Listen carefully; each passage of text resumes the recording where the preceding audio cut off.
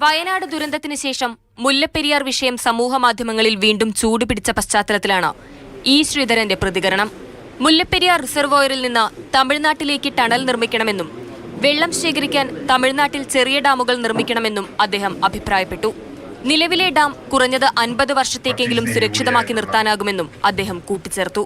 നമുക്ക് ഒരു ടണൽ 100 അടി ഉയരത്തിൽ ഒരു ടണലുണ്ടാക്കുകയാണെങ്കിൽ അതിന് മീതെ വെള്ളം പോകാൻ സംഭവിക്കരുത്.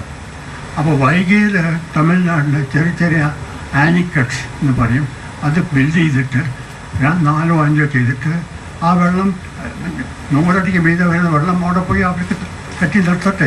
കോഴിക്കോട് സംഘടിപ്പിച്ച പശ്ചിമഘട്ട സംരക്ഷണവും മുല്ലപ്പെരിയാർ ഭീഷണിക്ക് പരിഹാരവും എന്ന സെമിനാറിലായിരുന്നു ശ്രീധരന്റെ പ്രതികരണം. അതേസമയം ശ്രീധരന്റെ പ്രസ്താവനയെ തള്ളി മുല്ലപ്പെരിയാർ സമരസമിതി രംഗത്തെത്തി. പുതിയ ഡാം നിർമ്മിക്കുക എന്നല്ലാതെ വിഷയത്തിൽ ശാശ്വത പരിഹാരം സാധ്യമല്ലെന്ന വാദത്തിൽ ഉറച്ചുനിൽക്കുകയാണ് സമരസമിതി. 52 അടിയിലേക്ക് പോകുവാൻ ആഗ്രഹിക്കുന്ന തമിഴ്നാടിന് മുന്നിൽ ഈ ബദൽ നിർദ്ദേശം പ്രായോഗികമാണോ എന്ന് ചർച്ച ചെയ്യേണ്ടത് ഇവിടുത്തെ ശാസ്ത്രീയമായ കാര്യങ്ങൾ പഠിക്കേണ്ട ആൾക്കാരാണ്. അദ്ദേഹം പറയുന്ന 50 വർഷം നിൽക്കുമെന്ന് വെളിപ്പെടുത്തിയാൽ അതിനിടയിൽ മേഘവിസ്ഫോടനം, കാലാവസ്ഥ വ്യതിയാനം ഒക്കെ ഇപ്പോഴത്തെ പ്രത്യേക സാഹചര്യമൊന്നും അദ്ദേഹം കണക്കുകൂട്ടുന്നില്ല.